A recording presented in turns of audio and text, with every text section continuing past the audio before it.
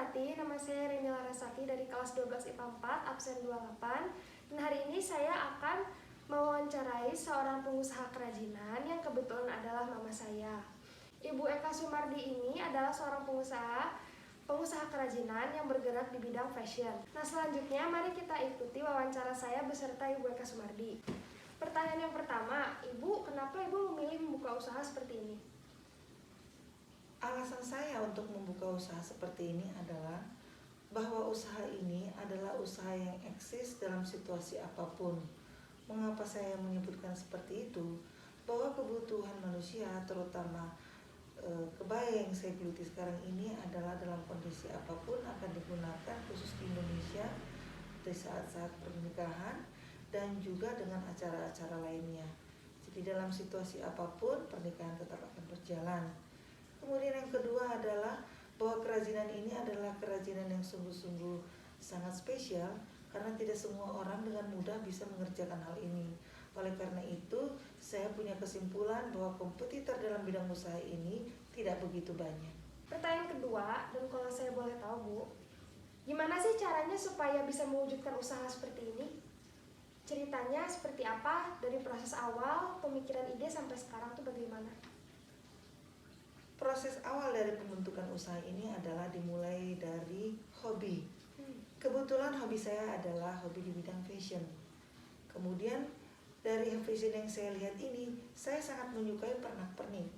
Oleh karena itu, saya mewujudkan impi saya bagaimana kalau fashion itu diaplikasi dengan pernak-pernik sehingga jika bahan apapun yang diberikan akan jauh lebih tampil mewah jika diberikan dengan pernak-pernik ataupun yang saya biasa sebut dengan pemakaian aplikasi pada baju-baju. Nah, karena semua itu bermula dari hobi, kan Ibu ini bukan lulusan dari bidang fashion kan? Nah, kemudian siapa sih yang menginspirasi Ibu untuk memulai usaha seperti ini? Karena Ibu awalnya tidak menggeluti bidang fashion, namun bidang teknik perhutanan, lalu kemudian berubah drastis dari perhutanan menjadi fashion. Nah, siapa inspirasi Ibu untuk melakukan hal seperti itu? Inspirasi pertama adalah memang sebelumnya bahwa orang tua saya atau mama saya juga bergerak di bidang fashion. Namun selanjutnya saya menempuh pendidikan S1 hingga ke S2 di bidang kehutanan. Karena keadaan bahwa rumah tangga atau suami sering bepergian keluar kota, saya juga melakukan hal yang sama. Kemudian kami bersepakat untuk salah satu untuk tinggal di rumah untuk mengurus anak-anak.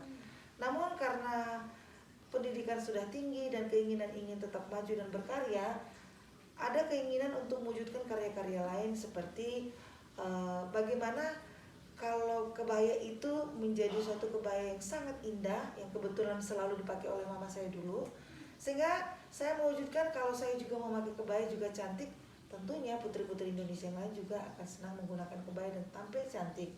Sehingga saya memutuskan untuk belajar lagi desain dan menjahit dan lain sebagainya yang berhubungan dengan kegiatan usaha ini, sehingga saya dapat mewujudkan mimpi ini dengan mengaplikasikan apa yang sudah saya pelajarin itu.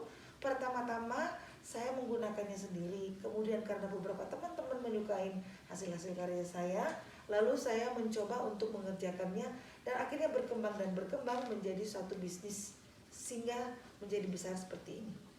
Untuk membuat usaha yang besar seperti ini atau membuat kebaya pada contohnya apa aja sih modal utama untuk membuat usaha kayak gini? Misalnya skill yang diperlukan atau jumlah uang yang digunakan untuk membangun usaha seperti ini atau untuk membeli modalnya kira-kira berapa? Sebetulnya kalau untuk modal itu di awal-awal tidak begitu besar ya, karena yang paling pertama adalah skill yang kita punyai adalah bagaimana kita punya pemikiran atau wawasan ke depan. Contohnya seperti saya, bagaimana kebaya-kebaya yang tadinya tradisional itu menjadi suatu kebaya yang menjadi modern dan bisa dipakai di internasional. Dan ternyata beberapa hasil karya saya sudah juga digunakan bukan hanya di Indonesia tapi juga sampai ke mancanegara. Modal yang saya gunakan waktu itu tidak begitu banyak. Yang penting adalah bagaimana saya membuat suatu karya sehingga karya itu menjadi diminati orang, dan karya ini boleh dikatakan bagaimana menjadi suatu karya yang menjadi eye catching. sehingga orang tertarik untuk setiap melihat baju yang saya pakai atau yang dipakai oleh customer-customer pada awalnya yang merupakan teman-teman saya. Jadi boleh dikatakan bahwa modal itu berkembang dengan semakin banyaknya pesanan-pesanan yang datang. Jadi tidak begitu banyak modal yang digunakan pada saat itu. Yang penting adalah bagaimana skill itu kita wujudkan menjadi suatu desain ataupun suatu kebaya yang menjadi eye catching dan sangat berkualitas. Tentu ini akan menambah para customer akan datang, dan dengan demikian maka modal pun akan semakin bertambah dari hasil pekerjaan yang saya kerjakan itu. Kalau boleh tahu ini Ibu bikinnya kebaya doang atau ada hal-hal lain yang dibuat seperti bawahnya kebaya atau bagaimana, Bu? Nah, dengan semakin berkembangnya permintaan, di awal-awal ada kebaya, kemudian banyak permintaan untuk membuat menjahit rok yang padanannya adalah kebaya tersebut. Ada yang dipadankan dengan batik, kemudian ada yang dipadankan dengan kain-kain lain. Dari kain lain itu seperti songket-songket yang berada di Sumatera, tenun tapanuli dan lain sebagainya. Dan ini juga perlu modifikasi yang lain untuk selendang dipakai pada acara-acara tersebut. Contohnya adalah nanti mungkin Laras boleh menampilkan atau ngesut selendang-selendang yang ada di sana. Itu cukup indah, dan itu adalah pemikiran bagaimana suatu bahan yang tadinya simple menjadi tampak menjadi sangat mewah.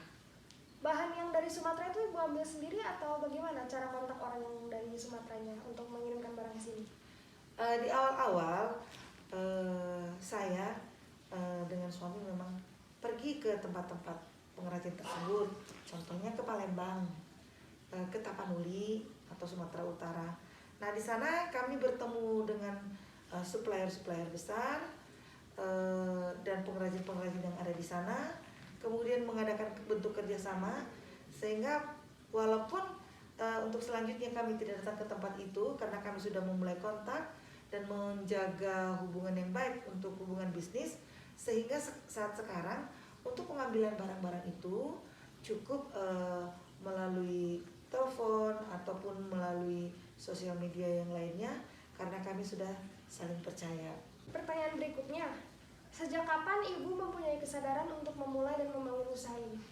Sebetulnya tadi di awal sudah saya jelaskan, tidak ada istilah kesadaran sebetulnya, karena ini adalah merupakan hobi, dan kebetulan adalah kendala karena kedua kami, saya dan suami bekerja, sehingga kami memutuskan untuk salah satu diam di rumah saja. Nah, sejak itu saya memulai hobi saya, dan ketika banyak pesanan-pesanan yang datang, maka saya dan suami bersepakat untuk membuat ini menjadi suatu bisnis yang komersial. Nah, sekarang kan lagi pandemi nih, Bu. Bagaimana sih caranya sebelum masa pandemi ini Ibu mendapatkan customer supaya orang itu tertarik untuk membuat kebaya atau dress di sini? Pada awalnya, pada saat sebelum ada pandemi, bahwa customer itu datang ke sini ataupun dapat melihat baju-baju yang saya pakai ataupun yang digunakan oleh customer lainnya, sehingga biasanya dari mulut ke mulut itu berkembang, dan customer pada datang ke butik ini untuk memesan dan membuat baju-baju atau kebaya ataupun dress seperti yang ada di belakang ini.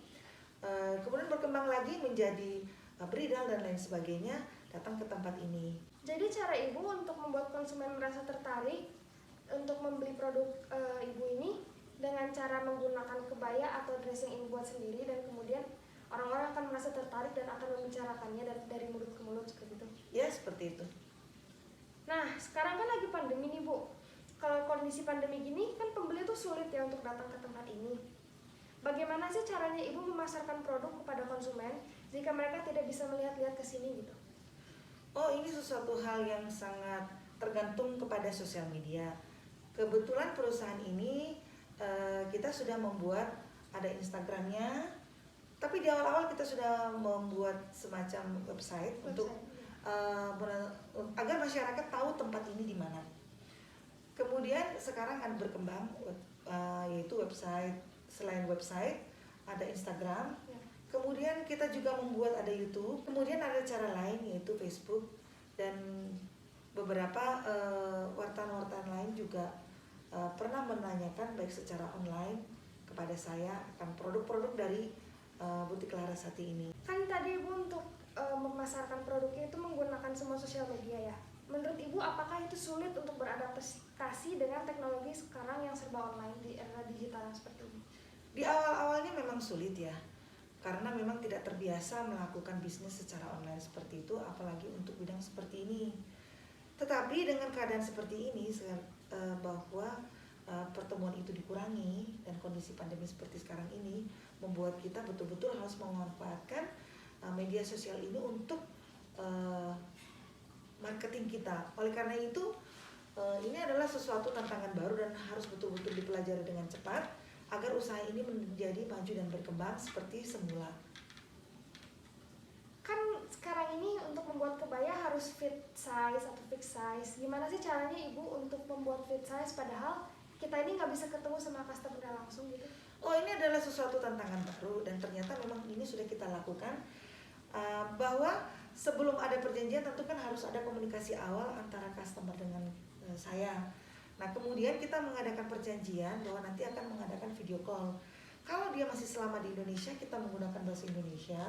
Kemudian kita video call dengan yang bersangkutan untuk menuntut atau tutorial dia bagaimana mengukur badannya untuk mendapatkan fit size yang tepat. Biasanya kita pandu seperti itu. Namun ada beberapa customer juga yang dari mancanegara seperti Singapura, Belanda. Kita mengadakan video call juga karena mereka menggunakan bahasa Inggris.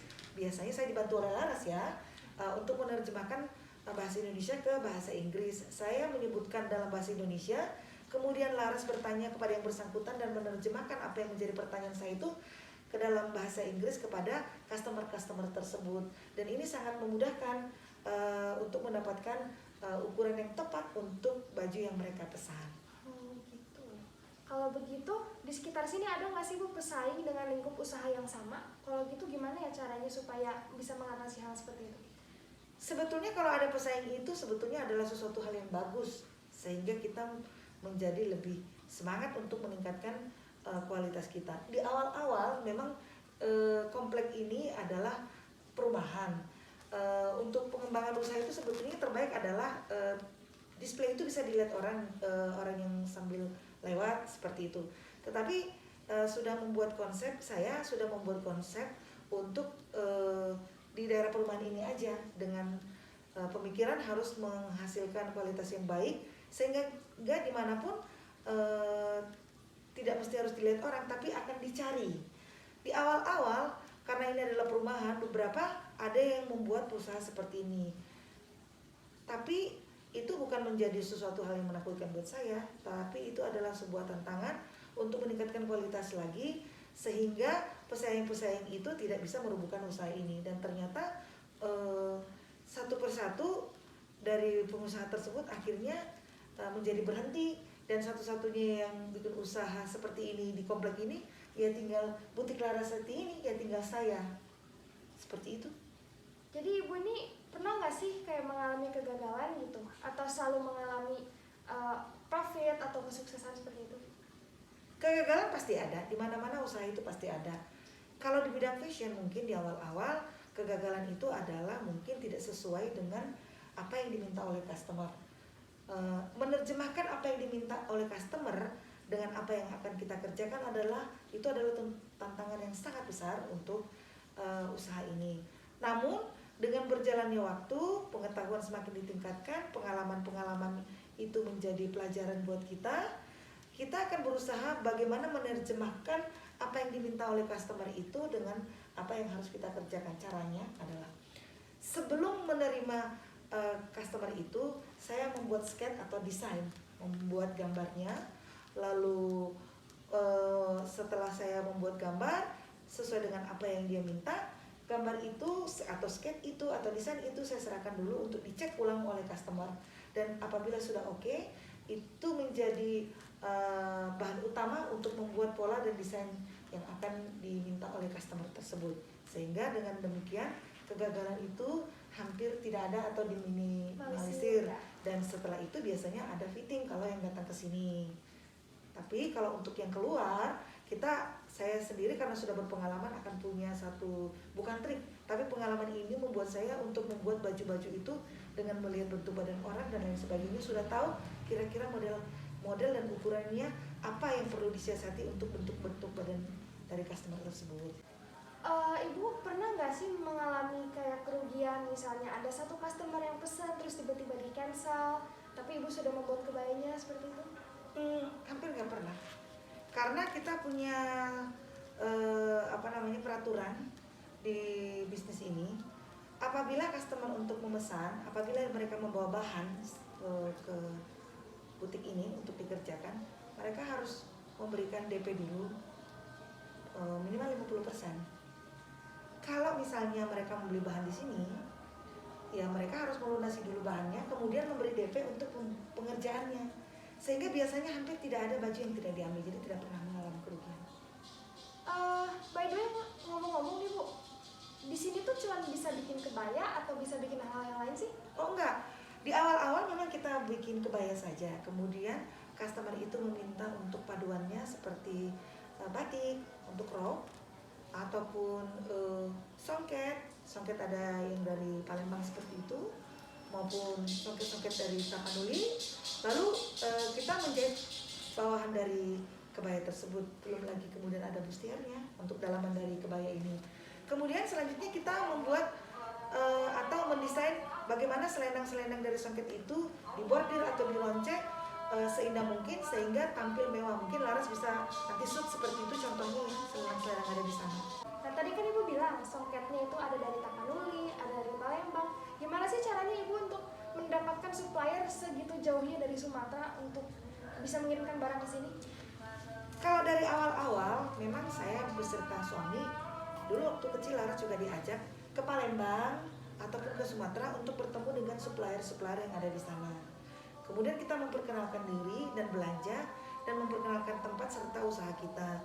Jadi pada awal-awal kita datang ke sana membeli dan membawa barang-barang tersebut. Mereka mengirimkannya lewat ekspedisi. Namun dengan berjalannya waktu, saling percaya atau percaya supplier kepada kita dan itu kita jaga sedemikian rupa sehingga barang-barang yang kita pesan tinggal lewat itu saja ya, lewat online aja atau kita by phone dan lain sebagainya. Barang-barang tersebut akan dikirim dari Sumatera atau dari tempat-tempat yang lain seperti batik Jepara, batik Solo, Pekalongan dan lain sebagainya. Lewat pengiriman barang saja kita bisa memilih lewat video call dan lain sebagainya yang kita gunakan untuk berkomunikasi dengan para supplier tersebut. Oh jadi di sini tuh ada juga yang membuat dress batik ya, atau kayak rok batik atau seperti blus, ada juga batiknya di sini. Banyak, ada yang membuat dress batik, mungkin Laras nanti bisa shoot di sana. Yang kebetulan beberapa belum diambil. Kita di sini membuat dress batik, rok-rok batik, juga ada yang perpaduan antara brokat dengan batik, macam-macam di sini kita gunakan. Bahkan tenunan-tenunan dari Jepara, Bali dan NTB banyak di sini yang kita padukan dan tersedia juga di sini. Ibu kayaknya senang banget ya punya usaha kayak gini. Tapi ibu pernah nggak sih mikir mau pensiun dari usaha seperti ini? Atau karena ibu sangat menikmati usaha seperti ini, ibu nggak mau berhenti dari usaha seperti ini? Sebetulnya saya sangat menikmati usaha ini karena ini sesuai dengan bidang saya atau vision saya. Kebetulan bahwa kebaya ini memang khas untuk ibu-ibu wanita Indonesia dan saya juga suka banget untuk meningkatkan, memberi nilai tambah kepada tenun-tenun yang dari Sumatera, Jepara, ataupun Bali dan NTB sedemikian rupa. Kemudian saya sangat menggemari kekayaan budaya Indonesia. Jadi saya rasa saya tidak akan pensiun sampai saya betul-betul tidak mampu untuk mengerjakan ini. Dan saya senang sekali berbagi ilmu karena contohnya beberapa SMK yang ada di sini di Cimahi ataupun dari Bandung pernah untuk PKL di sini, menimba ilmu di sini. Bahkan ada yang sampai dari Universitas Makassar untuk mengambil S1 dalam bidang fashionnya atau dalam bidang desain. Nanti yang saya bantu di sini, mereka ditempatkan dari kampusnya atau dari sekolahnya untuk belajar di sini. Jadi ilmu itu akan saya bagi terus sampai saya betul-betul sudah tidak mampu lagi, baru nanti saya akan pensiun. setelah melihat semua yang telah Ibu raih dan capai sampai saat ini, kan sudah mantap banget lah ya usahanya. Coba Ibu berikan 3 tips untuk memulai usaha di bidang fashion seperti ini. Yang pertama, tips untuk bisa maju dan berkembang dalam bidang usaha ini ya, pertama adalah senang dulu atau hobi dulu, Sesuai passion lah ya. atau sesuai passion kita, digemari dulu usaha ini. Kemudian yang kedua, kita harus punya skill. Gemar tapi tidak punya skill ya tentu tidak bisa mewujudkan. Jadi kita punya skill. Skill ini dapat kita pelajari pertama, belajar baik di perguruan tinggi ataupun les dan lain sebagainya. Kemudian kita latihan sebelum membuka usaha dan belajar terus karena fashion ini akan berkembang. Semakin berkembang tekstil, tentu fashion ini juga akan berkembang dengan sendirinya. Kemudian yang ketiga adalah harus tekun. Kalau tidak tekun, ya tentu tidak akan bisa maju dan berkembang. Itu aja tips yang saya gunakan selama ini. Itu saja sih Bu pertanyaan-pertanyaan yang saya berikan untuk Ibu untuk wawancara ini. Terima kasih ya Bu sudah menjawab pertanyaan-pertanyaan dari saya. Sukses terus Bu, semoga usahanya Amin. makin lancar, tidak ada hambatan. Itu saja Bu interview untuk hari ini. Terima kasih banyak. Selamat sore.